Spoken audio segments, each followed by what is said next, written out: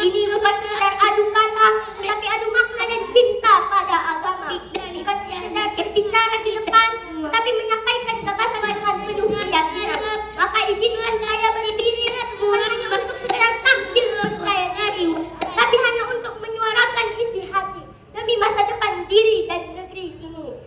Syurik dan sepanjang masa ini saya ingin bercerita tentang sosok yang luar biasa. Beliau tidak punya banyak harta, tapi hatinya kaya raya. Beliau adalah Nabi Muhammad SAW. Teman-teman yang saya cintai, tahukah kalian bahwa sejak kecil Nabi Muhammad telah merasakan pahitnya kehidupan. Beliau tidak tumbuh di bawah pelukan hangat kedua orang tua seperti yang kita rasakan. Saat masih dalam kandungan, ayahnya Abdullah telah wafat. Belum sempat Nabi Muhammad melihat wajah ayahnya, itu telah pergi untuk selamanya. Dan ketika usia beliau baru 6 tahun, ibunya Aminah yang sangat dia cintai juga dipanggil Allah Subhanahu wa Ta'ala. Nabi kecil itu menyaksikan sendiri ibunya menghembuskan nafas terakhir dengan perjalanan pulang dari Madinah, tepatnya di desa Abawa.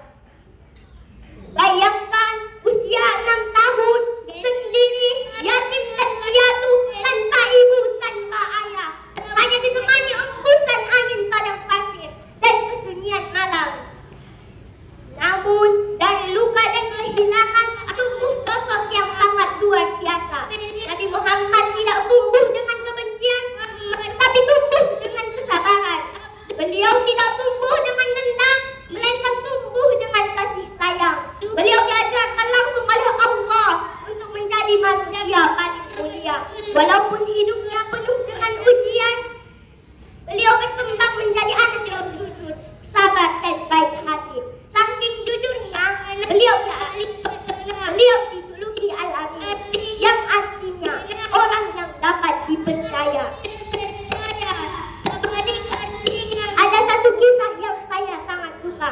Di dalam kisah tersebut ada seorang nenek tua yang setiap hari melemparkan sampah pada Nabi Muhammad. Namun beliau tidak pernah marah, ia malah tersenyum dan tidak pernah membalas. Sampai suatu hari sang nenek pun sakit. Nabi Muhammad datang menjenguk dengan penuh kasih sayang. Si nenek pun terharu dan akhirnya masuk Islam. Dari kisah tersebut kita belajar, balaslah keburukan dengan kebaikan.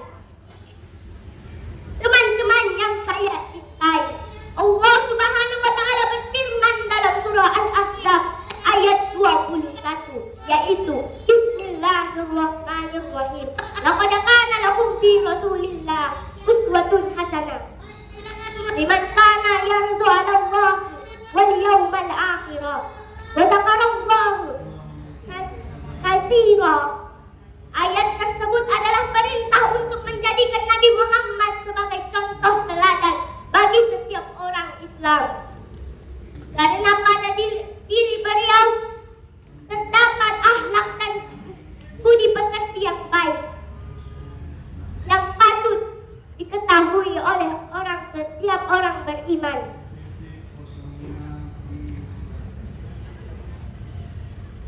Jika kita benar-benar cinta kepada Nabi Muhammad, yuk kita tiru akhlak dan perilaku beliau.